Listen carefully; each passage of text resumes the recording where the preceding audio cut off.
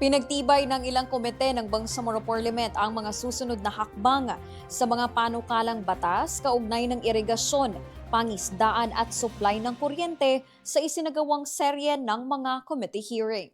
Target ng Committee on Agriculture, Fisheries and Agrarian Reform na maaprubahan ang committee report sa pinagsamang panukalang magpapalakas sa irrigation system sa BARMM at magtatag ng Irrigation Coordination Office upang mapabuti ang pamamahala sa irigasyon, mapataas ang produksyon sa agrikultura at mapalakas ang food security.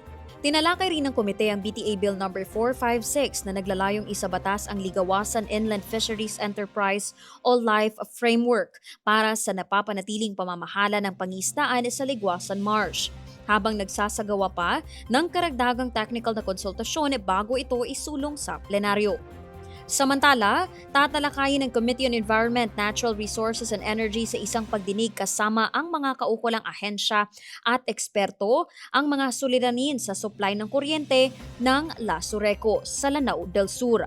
Kabilang sa mga rekomendasyong isusulong ang pagpapalipat ng koneksyon ng substation, pagtatayo ng bagong substation at sub-transmission line sa Basak area, pagpapatupad ng region-wide pre-metering program at pagrerepaso sa singil sa kuryente.